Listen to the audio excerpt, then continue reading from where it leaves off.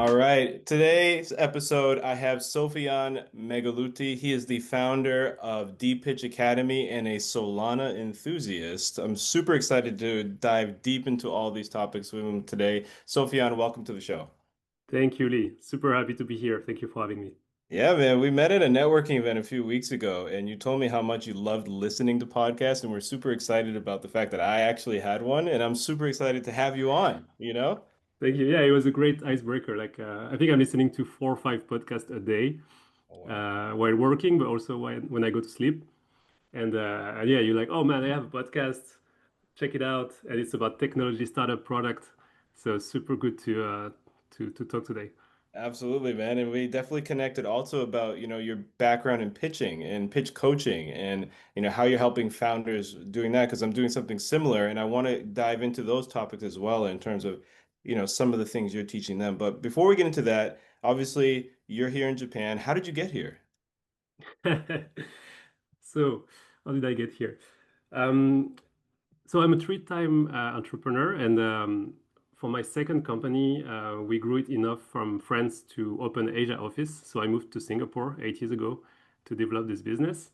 After 4 years there, I moved to Korea, and that's how I ended up in Asia first, and then in Japan. It's very recent. I'm still not a resident here. I'm like developing networks, but the story is that. After 3 or 4 years, I don't. Sometimes you're like, okay, is it a place I want to stay forever, or do I want to try something new? And I had amazing times in Singapore, amazing time in Korea, and I wanted to open a new chapter, a new experience. Nice, man. Yeah, Japan is definitely a new, exciting experience for everyone who comes here, usually. It's so different from France, right? So different from even South Korea, even though a lot of things are similar, right? So, what are your hopes for, here in Japan? Are you hoping to start your business here or like what's the situation? Yeah, I'm checking about the startup visa. That's some cities are opening. Mhm. So I'm in that process. The idea is to develop a company here to be able to better work with Japanese founders, which is one of the audience I connect the most. And yeah, grew it from here. Open one new market in Asia for my businesses, and yeah, becoming for the third time local again. Yeah. That's what I aim for, and studying the whole process. I don't know about you. You live here as well. I love to start from scratch. I don't know. You start a sports and you're a complete beginner. You arrive in the middle of the year and everyone is super good, and then you don't know how to do anything. You don't know how to behave, but you're a bit lost. And this feeling of starting from zero, I really love it. So especially with languages, when I moved to Mm. Korea, I learned the language, and it created some amazing opportunities. So that's also what I want to do here. Start from scratch again and being a total beginner. I love these situations. Honestly, I can totally resonate. I myself have lived in 4 different countries, and it's been an incredible experience because whenever you live in a new environment, you get to reinvent who you are. You don't have to be the same person you were in that other country. You can take on a whole different identity, be in different friend groups, pursue different hobbies if you want. And it's a great feeling to learn new things, right? You learn about the market you're in, the new language, like you said. I learned Vietnamese, right? A completely Wow. new language that nobody really, wants to learn sometimes, but I did it and it made me I don't know, a more well-rounded person. And I'm super excited to see your Japanese journey here. That's good that you had the same. I think, yeah, what you said, I think is exactly right. Is when you're back home, the system of values of what is good, what is not, what you should do, you should not, is coming very fast. From your families, from your friends, from the culture. When you're far away, like no one tells you what you should do, what's right to do, and you need to recreate your own value system. And in a sense, you become more, you develop more your own identity, Mhm. and you develop more your personality in a sense that what you believe is right for you and for others around you. So I think that's an amazing experience to do that. 100%, man. I see life as like chapters in a book that we're still writing. You know what I mean? Like each place that we go to, each experience we have, each job we have, each relationship is a new chapter in that book of life. And I'm currently writing my Japanese one. I know you just started writing yours as well. So that's incredible, man. So tell me about, some of the work you are doing here in Japan. So yeah, for now, still on developing network, not properly engaging customers, but basically I do two things today. First is I help Asian startups go global. So in partnership with Singapore government, Korea government agencies, um, I help them to localize their strategy, to talk to customers and VCs, to open, a business, and to understand, the games, the rules of the games. So that's the first thing I do. And for instance, this month I coached about 30 startups from Korea and Japan about how to refine their strategy, their presentations, and how to connect with those different markets. And the second thing is I built my own pitch academy called DePitch, and this is purely focused on the crypto Solana ecosystem, Mm, where we can talk about it a bit more today, I think, but where you have a tremendous amount of new founders coming in, like talented people, mostly developers, and this is where I feel like a sense of strong energy that I felt when I started my first journey in France, when the mm, startup was like everyone wanted to create a company, everyone was helping each other. You had this kind of non-profit open source communities and events. Then the startup world became a lot more professionalized and corporatized, I would say. Like, but here with this ecosystem that is actually completely global and open, I found the same, energy and vibe, and it also gives me energy because like I share what I know about business, and it instantly helped them unlock new things for their business, and I feel the instant reward as well and feeling part of it. And the sense of community is when you feel you have something in common with someone, what does it create, right? Sometimes it mhm. creates, oh, you do this, oh my God, and then instantly connect, help each other. And I think that's something that really giving me a lot of energy these days. You brought up a great point about community and the importance of it. Everywhere we go, we always want to see how we can be part of a community, whether that be, the hobbies that we have or like the industries that we are involved in. I think it's super important to be a part of it, and it's great that you're doing that.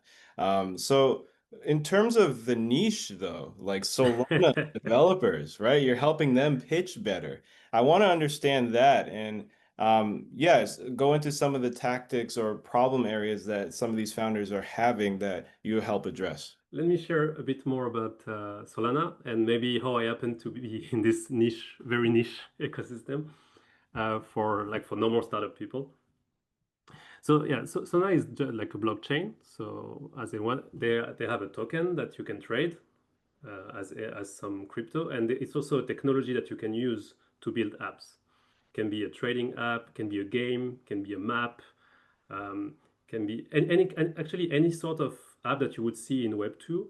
But if you need to use like transactions to reward the users or to engage them strongly. Basically, let's take any game. In normal games, you can win points, but in a game built on Solana, for instance, you can earn money Mm, like tokens directly playing the games and directly automatically connected with your wallet where you find all your crypto. So that's what I think is opening new ways to engage users and to build communities. But the challenges are like this is for now a community very engaged itself. But the main challenge is how to use this technology and to break out into the normal Web 2 startup world when you can get a lot of users out there. And this mhm, is like this balance, I think, when I can add some value with all my knowledge of 13 years working with startups about what is expected, what is the best practice for pitching a VC, how to present your business model, what does traction look like or should look like in early stage. mhm, All that I think is where some founders are very focused on the product and don't have much clue about, okay, what do I need to be fundable? What does it mean to scale? How to talk to a B2B customer, a VC. I think that's where I can help. mhm, And how I ended up in this niche of niche, as you said. So I was traveling with my best friend, and he was having a Solana company and applying for like a global competition. And if you win, you get funded, you get accelerated. Like it's kind of the Y Combinator, but for Solana. mm, I was not familiar at all at the time, and but I do a lot of pitch training. So I was like, okay, let's stop here, take 2 days, and let's work on your pitch. Then we're mm, just joking. Imagine if I win, like traveling in Vietnam with my friends and stuff. But he won, and many people like saw his pitch as a, oh my god, it's completely different. It's super good. Like And so he won that, and then we were like, okay, I think we got something. Let's work a bit more together. And after sharing all those tips to other teams 6 months later, using our own story, it happened that many of them won those prizes in the global competition as well. Mm. So I thought like, okay, I think there is something to do. So let's create our own full pitch academy for Solana. And I think we occupied a space that was unoccupied. So we're the first one to create this pitch academy for this ecosystem. And that's why I think the brand picked up fast. And we helped like, I trained maybe 300 Solana founders in a few months now. And all the alumni I coach one-on-one, they raised more than $1.3 million in just 2 3 months after the coaching.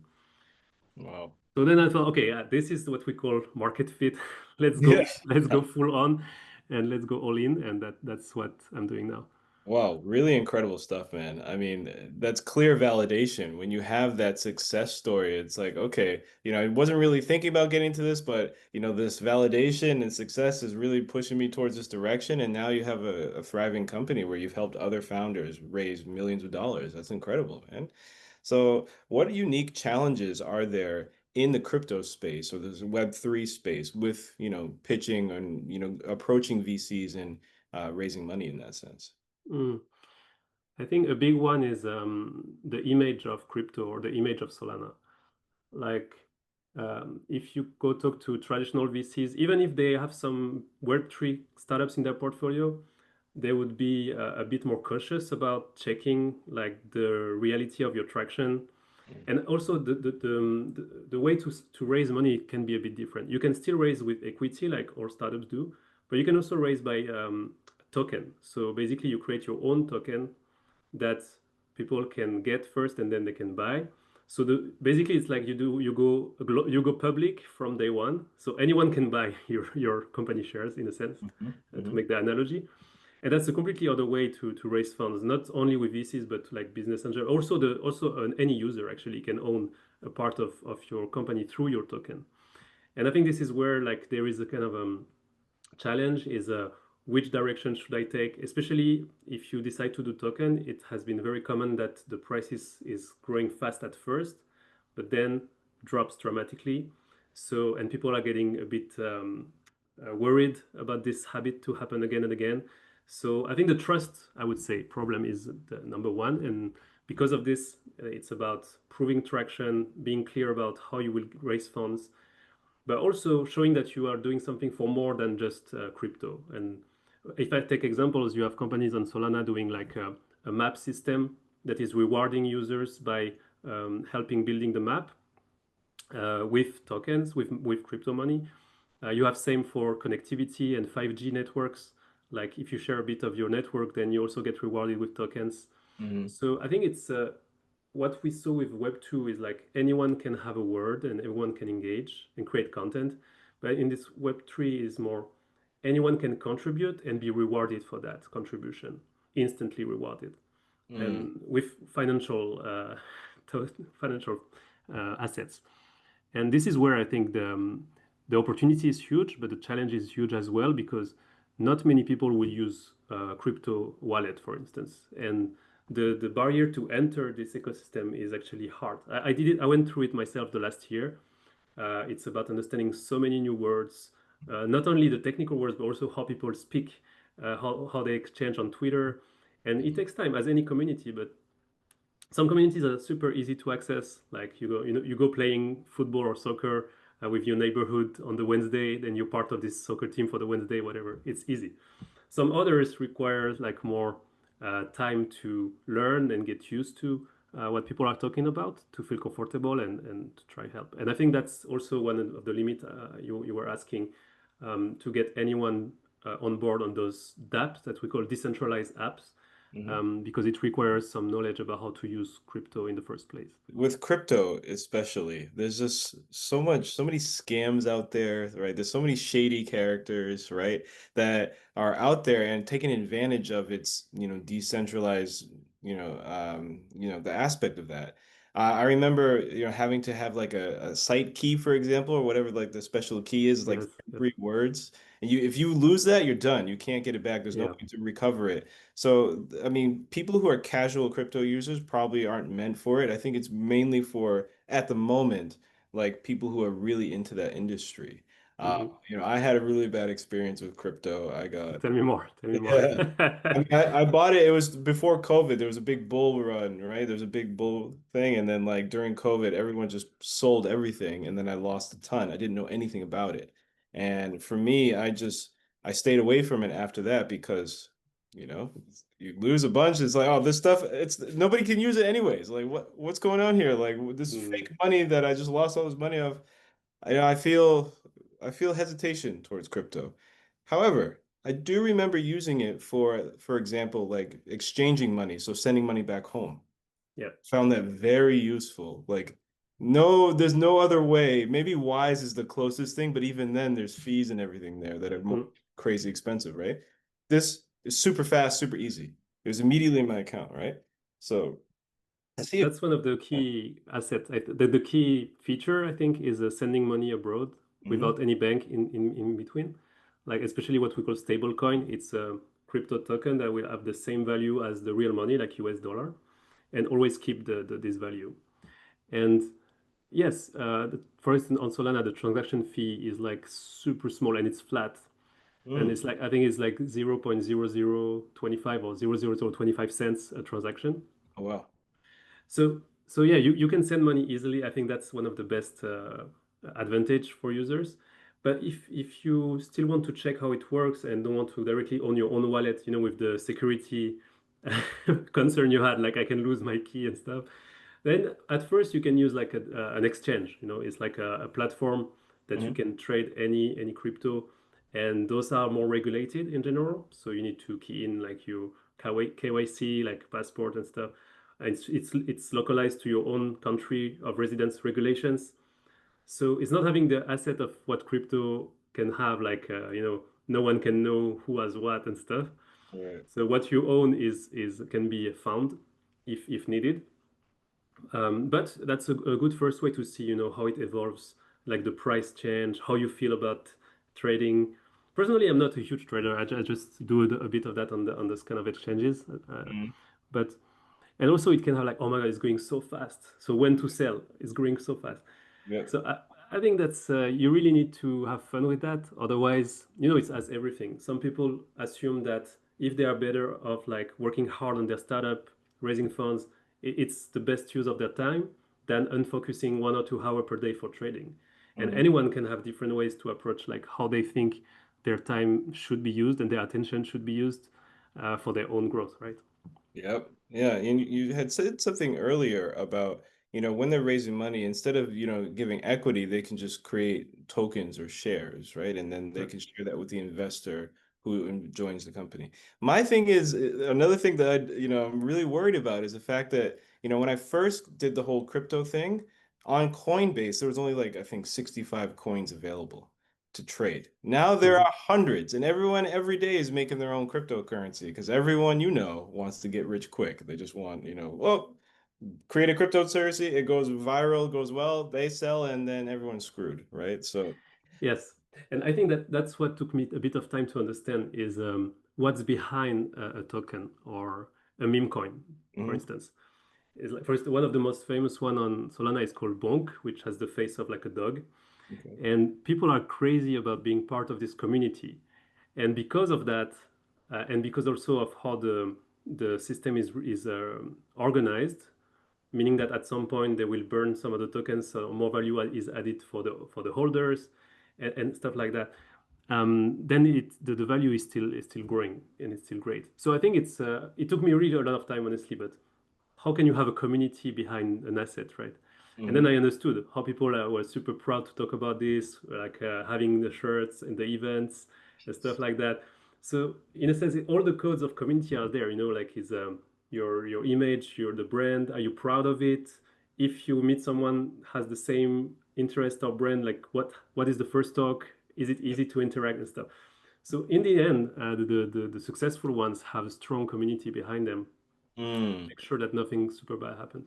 I could see that being definitely important because, if we think about if this is the future of currency, crypto just being, 100 years from now, everyone's going to be on crypto. There's not going to be any fiat currency left, right? So if community is important now, I definitely think it will be important later on because people will choose which currencies to use, and it's important to have users for that specific one. You can see that happening. So many cryptos die very easily, right? They just point 0.00000 whatever in value, Hmm. and Hmm. they're gone. But then some survive, like for example, Doge still around, I'm sure, right? Maybe Shiba Inu or whatever, like all these other ones that are still there. So very exciting to see. So Solana, convince me if I should buy some. Convince me. Why should I buy some Solana, or why should I be interested in this type of, crypto? What do Hmm. you think? Last few words on that. And I'm not here to convince people, honestly, but like these days, like around half of the whole revenue made on crypto applications made on Solana. Half of the of revenues of decentralized apps, and I think this half of 2025, 1.6 billion revenue total through those apps. So that's where we at. It means it's not like super wide adopted, but it's growing and taking space. So it's like a very stable one. It's one of the most stable like currencies or like, movements out there, it sounds like. Because the currency price is linked with what happens with the technology itself. So, for instance, if there is like a big company crashing, or if there is like an infrastructure issue that the network will crash, or if there is an announcement from the Fed to to store some, like this is fluctuating based on what's below, like the core infrastructure. So if you believe the core infrastructure is growing, then you believe eventually the token is safe to grow as well. Yeah, I need to look more into it, but yeah, I'm taking your word for it. I think that Solana is one of the safer investments for sure. All right, cool, man. So I wanted to switch gears and talk about pitching because pitching for any founder, whether they're in crypto or in any industry, is one of the most important skills that they can have. My previous guest, him and I were speaking about the importance of storytelling, for example, and how some people just don't know how to do it, right? They don't know how to tell a proper story. What are some things that you have seen founders get wrong during the pitches? One of the first thing is I think they believe that because they are speaking, people are listening. Like I think they believe like they have interests all along. But actually, it's like what I usually share is like any YouTube video, and you are the video. Like, if after 30 seconds I'm not interested, I cannot swipe. But what I will do is I will check my phone, answer emails, whatever. Yeah, I think that's what they tend to forget. They think that if I speak, then people listen. That's first. The second, I think, is a lack of empathy towards the audience. So many times they go right in their pitch, their problem, their technology, their solution, but they don't try to understand what would the audience know already and what they don't know. And if you don't know this exercise, it creates two problems. First, you cannot know how to adapt your language and vocabulary towards them. And if you use too many technical words, they will feel unease because either they will feel, oh my God, I don't understand, I should understand, so they feel bad, or they feel like they drop attention because it's too complicated. The second reason is you need to be able to tell a good story, as you said, but a good story is what? Is something unexpected at some point, a hook, something new, something I'm learning, and then, wow, what's happening there? And how can you do that if you don't know the level you should share towards the audience? So, what they know and what they don't know is a super important start to create a good pitch that people listen to and a good story that will hook the audience. I love that you brought up empathy for the audience. You know what I mean? Like, yeah, all eyes are on me. You should be listening to me. Just because I'm speaking, I'm the expert. No, that's not how it works, right? We need to put ourselves in the listener's shoes. We're up there to transfer information to them in a way that is going to resonate, that they're going to remember. That's the ultimate goal. And if you can't, synthesize your information in a way that they're going to be able to understand them, what's the point? You get what I mean? Like, Totally, totally. I think you go through the same when you do your pitch coaching in Japan. 100%. But that's one. And I think also it's if I can add a second point, I think you said the challenges, right? Um, I think that this format still doesn't have enough intention from founders. And what I mean by that is they would not prepare it enough and intentionally enough compared with what's at stake. Because what's at stake, like let's say you pitch a VC, you pitch a customer, you pitch in a public event. What's at stake is that these few minutes can transform you from point A to point B. And point B can be $100,000 deal, can be an investment, can be a new connection to the right people you want to talk to. So there's so much to win. There's so much to gain. And I think they don't put the intention about what's at stake. And because to do a great pitch, honestly, not only you need to have a good content, good slides, a lot of rehearsal to feel comfortable, but you need to rehearse so much that you have fun and you feel so comfortable. And I like to take the example of learning a new sports or music instrument. At first, you cannot do anything else than just focusing on the basic movements and, like tennis or guitar, you like this. But the more you go comfortable with the guitar, the more you can forget about you playing and you can start singing, you know? And for tennis, you can forget about the movement, but start seeing the court and making strategy of where to put the ball. And it goes exactly same, in my opinion, with the pitch. If you don't put those extra effort to feel super comfortable and even enjoying the show, then it will be hard to give the impression. And something people forget, I think, is the mirroring of emotions. Like if on stage I feel stressed, or you can tell someone sometimes when a founder wants to exit the stage as soon as possible, they just want to tick the box and leave, right? Well, we will feel exactly same. Like if you're stressed, if you're rushy, we will feel rushed.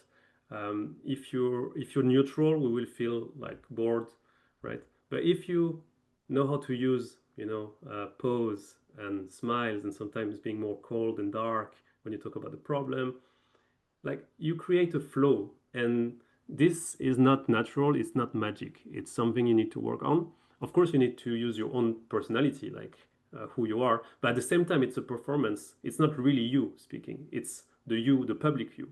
And with this public you in mind, you can allow yourself to take more freedom to play with your voice and body and to create the effects you want. And I think that's what I hope many founder I meet would adopt as a mindset, especially when you do global pitching, like in another country. Like you need to earn so much more extra points.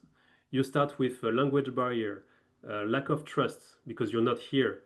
How do I know you know to work with the company of my country?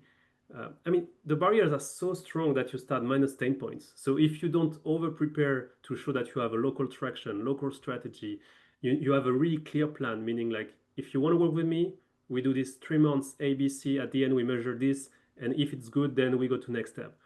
It's not going to happen magically from the customer or the prospect. You need to put the frame and you need to make it super easy to click and just start.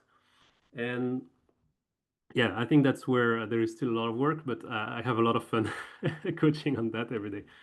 Honestly, man, yeah, all that was like great nuggets of information, man, especially the part where it's like an instrument or like learning, how to play a sport. It doesn't happen overnight. You have to put the work in and keep practicing. I tell founders all the time, like, you're not going to be up there and just be like, the next Elon Musk or whoever is, amazing at pitching, right? It's going to take you that same pitch hundreds and hundreds and hundreds of times in front of many different size audiences in order to be confident. So Hmm. super, I totally agree with all that. How important do you think storytelling is? Like having like story arcs that you follow? Well, I don't think you need a full story arc in the whole pitch, but what I think is nice is you have it at the very beginning, especially when you talk about the problem solution duet. Like, this is what's happening, this is the bad consequences, and then we come in to solve that. This is where I think you can play with stories or hooks or metaphor or using movie images, anything you want to make it easy to understand. and use images a lot because if you talk about specific problem, especially, we want to relate. So, what are you exactly talking about? You know, so this needs to be easy, and a good hook using storytelling at the beginning for me is learning something new. So, sharing something new and sharing something unusual. Like, oh, it's the first time I hear that, or it's the first time I see someone talking about this way. Okay, what's coming up next? You know, then I'm interested, I'm hooked. Yeah. And what is good with to finish the story arc, I think, is great to have like a small reminder at the end of the pitch, just to reconnect with the story of the beginning, to have kind of a good frame, and then to say, oh, smart, he's coming back to his reference at the first slide, you know. And that's enough, I think. You don't need crazy storytelling effects and stuff. You just need a good hook, something people can understand with image or metaphor, and then come back to it at the end. And something, yeah, something new, something unusual that you find a unique way to fix. And it's the first time I hear something like that. Unexpectedness is something that everyone enjoys because it's like, whoa, I didn't expect that. It's surprising. You know, I learned this a long time ago. If you think about how many times that, every time that you've laughed at something, most likely it's surprising. It's something that had surprised you. True.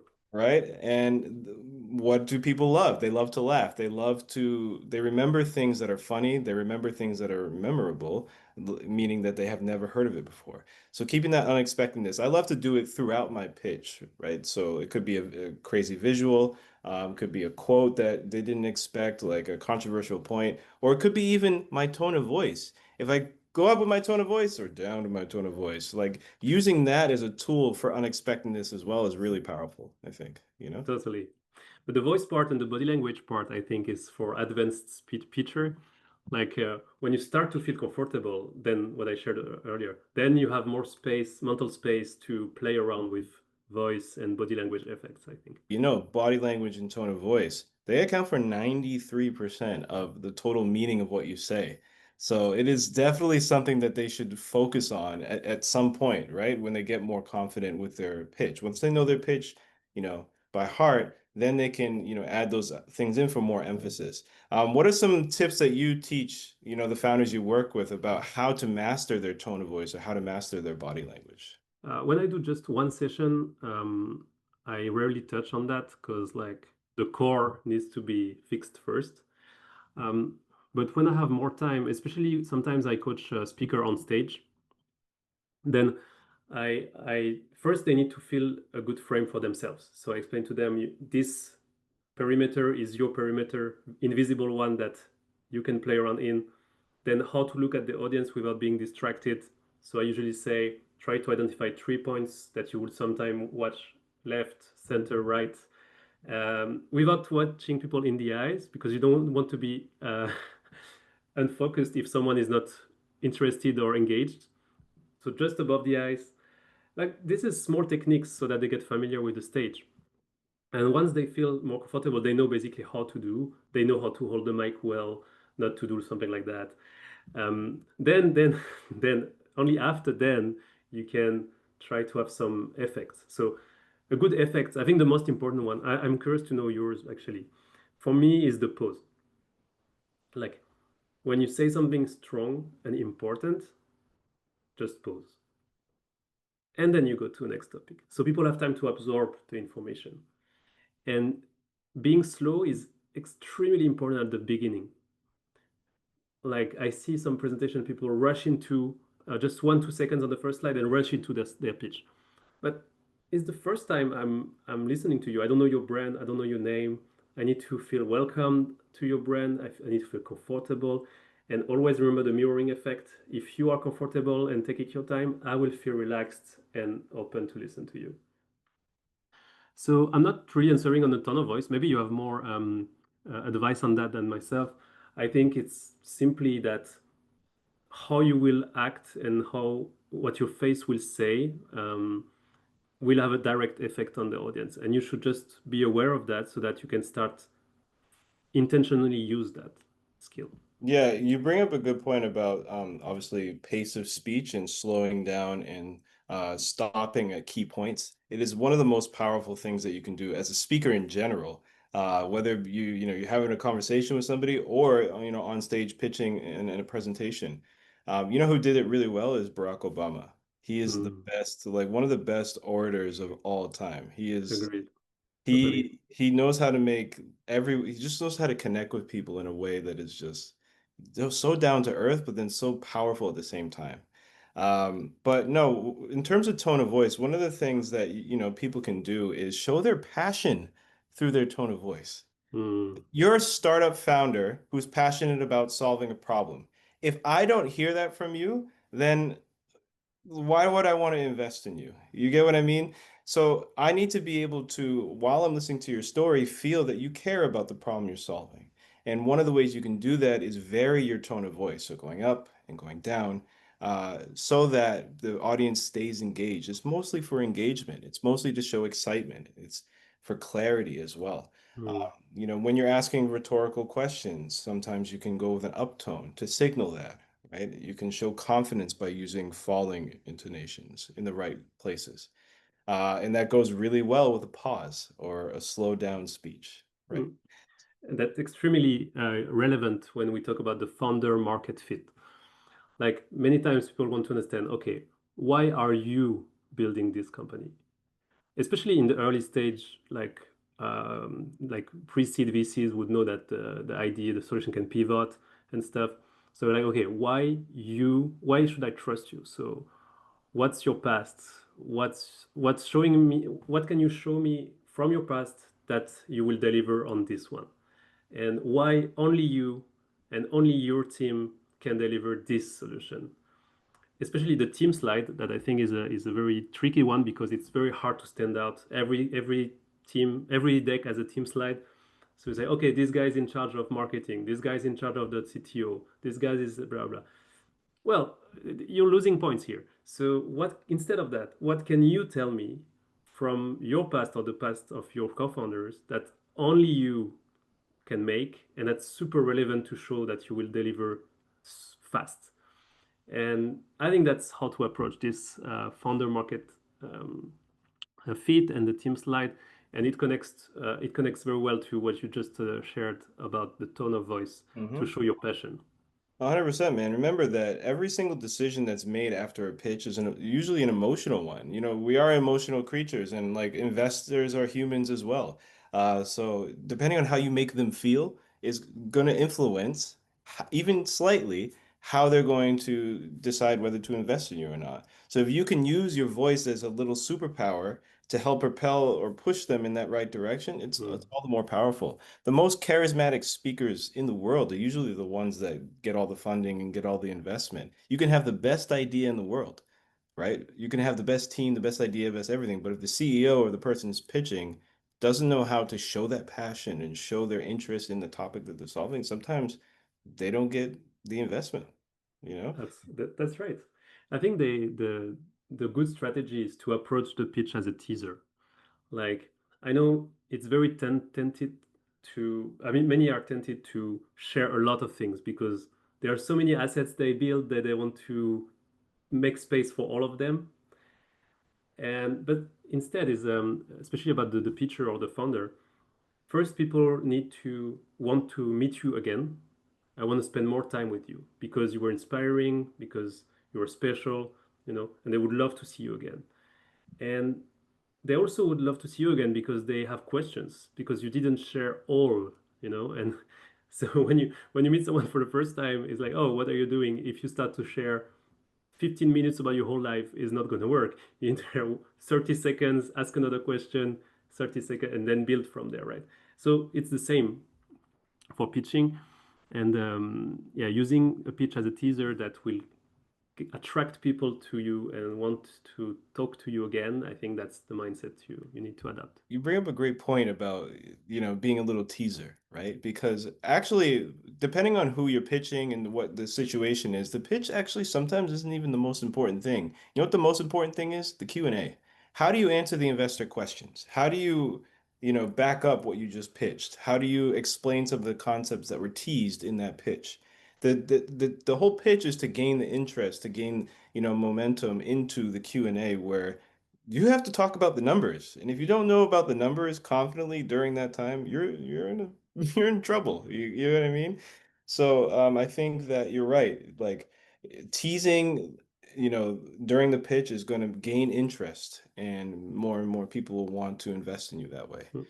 Yeah. About Q&A, if a slide looks too complicated, I think I always share, just put it in the appendix. And if someone asks you, you just put up this slide and use it to answer. And it will make you look so prepared and professional. It will look so great on stage or on the meeting, right? Yeah. So, of course, some elements are needed from the first part, especially business model. How much do you charge? Who are your customers? Like the very basic question. If you don't address them, it will come as a first question, and you will use your Q&A time to talk about something very generic. So that should be in the first place, in the first pitch.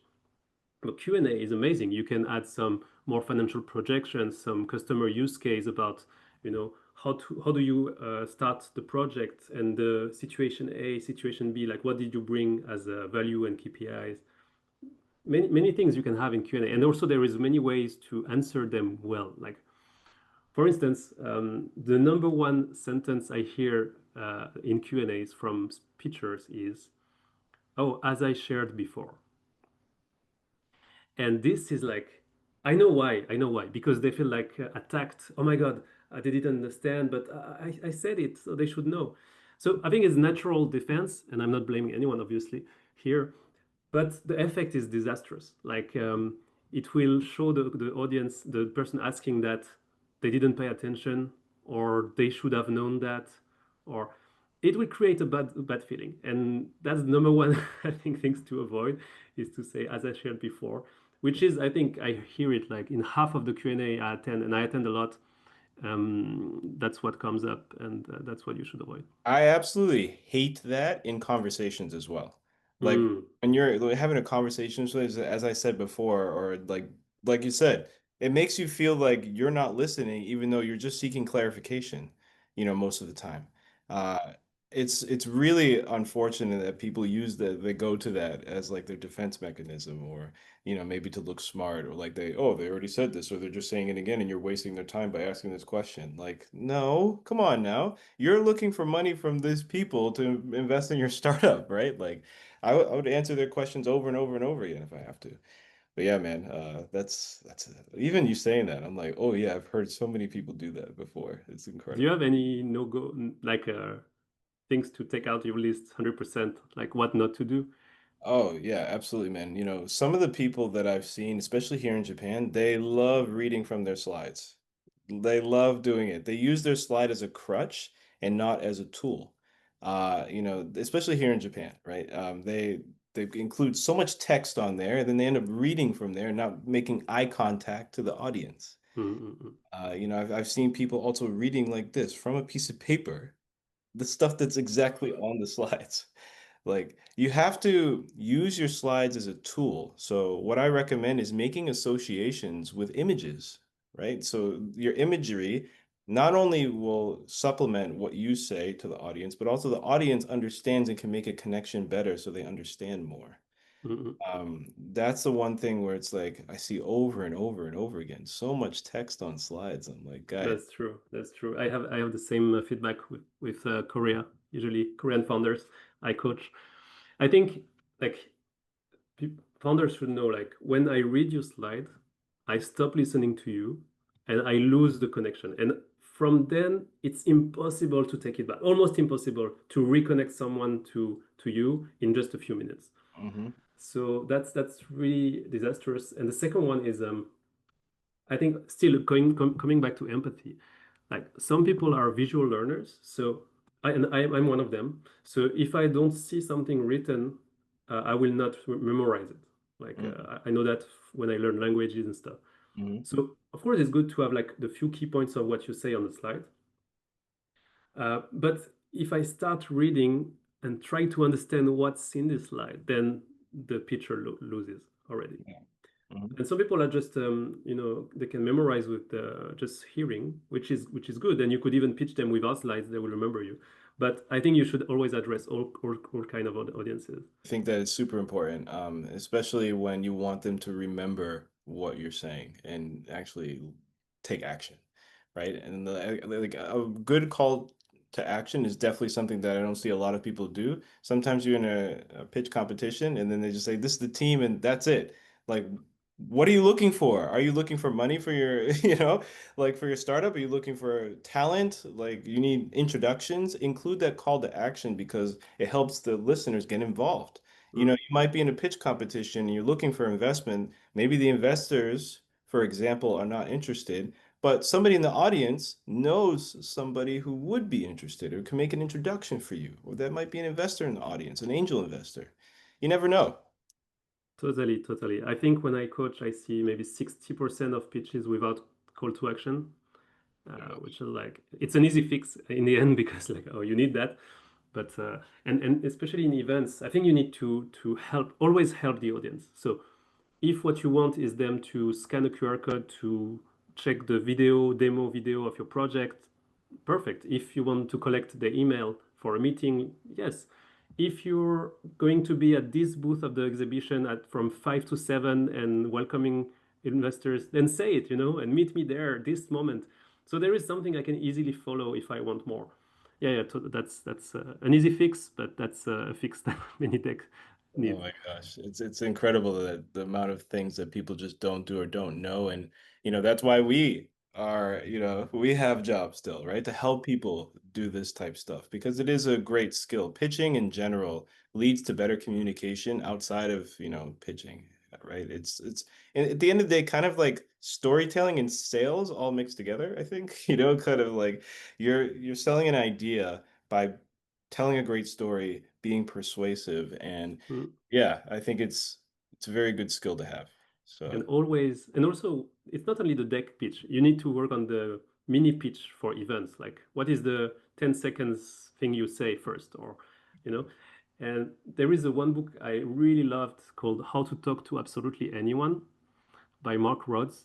And it's a very practical book. At each chapter, you have some exercise you can practice in the street, trying to ask people for what time is it, or and slowly engage in more complex conversations. And when you unlock this power, like when I was reading the book, I was in a hotel and I took the lift and I was practicing the book. So there was someone in the lift and I say, "Oh, hey, are you also staying there?" Or and then it led to a conversation that this person was actually benchmarking hotels, working for a big hotel brand in Asia. And 3 weeks later, we signed a six-figure contract with this brand. wow. And then from this moment, I was like, okay, killer feature. I unlocked a new killer feature in my life. I, like, and I try to always share that it's linked with serendipity. Maybe something good can happen without you expecting it. Hmm. But serendipity is not just happening like doing nothing. It's like provoking moments and Yeah. provoking interactions the good way Yeah. and learning to do that. And each culture is different, of course, but learning to do that and seeing it work in reality, it's insane. And it also comes to what's your 10-second pitch, what's your 5-second question, first 2 3 questions that you usually can ask to start a conversation and Mhm. stuff. That's something everyone should learn. Honestly, it unlocks so many stuff for business and for life. Oh, wow, man. That's so important, man. The what you just said there, the power of serendipity and those type of chance encounters. Actually, I actually just bought a book recently called The Power of Strangers, which Hmm. is kind of talking similar, type stuff with regards to that. And I've had similar experiences throughout my life where a random conversation turned into something much bigger. And yeah, I couldn't agree more. So. Awesome stuff, man. We spoke a lot about Solana. We spoke a lot about pitching and some of the best practices, uh, you know, for founders to do when they go and pitch. Is there anything we didn't speak about that you think we should have spoke about? I mean, I loved this conversation, culture, living abroad, like opening new opportunity for your life and for your business. I mean, we covered a lot. We could talk about speech for 2 3 more hours, I guess, you and I, Yeah, because exactly. We have a lot to yeah, say about that. I think we covered really interesting points. Awesome, man. No, I hope like okay, maybe one last thing I can share is when you're somewhere, try to put intention to belong where you are, especially abroad. We all have different ways. Of course, we talked about communities. Personally, because I'm an entrepreneur, I feel I belong somewhere if I make business somewhere. So, and to do that, all the skills that we discussed, all the tips is like super important and useful so that anywhere you go, you can feel home or feel you have your place. You have a seat there if you know how to always adapt, listen first, empathize with audiences, say something interesting, connect. Like I think that's the beauty of the perfect intersection between the randomness and beauty of life and the business, the radicality of business. And when you link those together, and I think that's why you and I we love pitching, it's because it's capturing all those in one very short time that many things can happen, and it's a merge of so many experiences and projections in the future. Um, yeah, that's what I would have added maybe as a wrap up, mini wrap up about what we talked about today. You talk about that, and it sounds like adaptability, right? Being able to adapt and really be part of whatever community you get into when you move to a different city or a country, whatever, it's super important. Like I've learned how to adapt to so many different environments, Australia, like Vietnam, now here. Also, Miami was completely different from Boston when I moved there, right? So, like learning how to adapt to those different environments, different languages, cultures, people, ways of doing things, right? Is super important skill that you can only get by putting yourself into the deep end. Exactly. Cool, man. I love that. Love this conversation. Love everything we shared about today. We do have a closing tradition where the last guest was a question for you, and you'll leave a question for the next guest. Are you ready for your question? Yes, sir. Okay, here we go.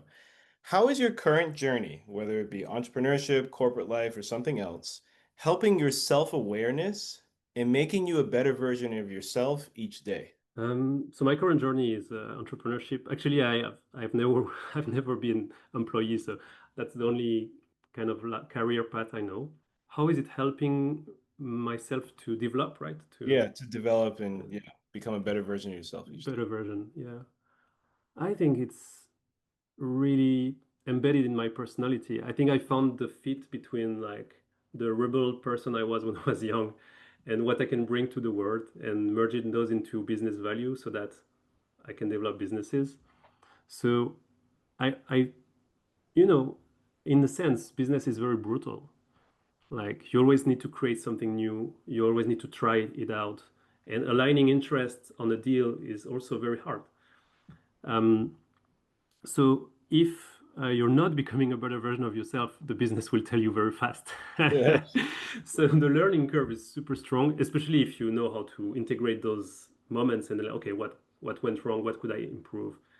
So I think it's a constant, it's giving you constant improvement. I cannot comment on the corporate part, but the entrepreneurship part, I think, like every month you're learning maybe 100 things about yourself, about what you could do better. So I think being a better person is like, yeah, you have this instant business feedback, I guess, that it's very helpful. That's what I would say. And I can totally relate to what you're saying, like this journey of entrepreneurship that I'm on has been the biggest learning curve for me. And it's all about like learning from where you're not so good at to where your strengths are and doubling down on those and how you can get better each day. Awesome, man. So now it's your turn to leave a question for the next It's guest. my turn. Okay, I haven't thought about that. Let me, yeah, in kind of a connection with the Lyft story I shared about the hotel brand, I'm always curious to learn, like, to the future speaker, what was this moment of your life that was super unexpected and I brought an amazing result? Like, what was your highlight of highest serendipity moment that you can share with us? Oh, I love that question, man. That is so good. That's a great question. It has people reflect about those very chance encounters that we don't really expect, but turn into great, beautiful moments in our life. Well, Sofian, it's been an absolute pleasure chatting with you today. Like you said, we can go on and on for hours about like pitching and sales and like, like being more persuasive communicators and more confident communicators, but thus we have time. So thank you so much, man. If people want to reach out to you, what's the best way to do it? LinkedIn? LinkedIn is great. Yeah. So LinkedIn? Sofian Meguellati. And thank you so much for having me, Lee. It was really fun, and I really loved our conversations. So I think you're a great host and asking great questions, but also developing the conversations in a very comfortable way. It was really really cool. Appreciate your kind words, man. Thank you so much. See you next time. That's a wrap for this episode of the Product Podcast. If you enjoyed this episode, please leave a like and subscribe on YouTube, follow us on Spotify, or leave a review on Apple Podcasts. It really helps this channel grow. And if you are a product manager or a startup founder who wants to share your story or some of the struggles that you've gone through in your career, then definitely reach out to us. We'd love to have you on. And until next time, happy building, everyone.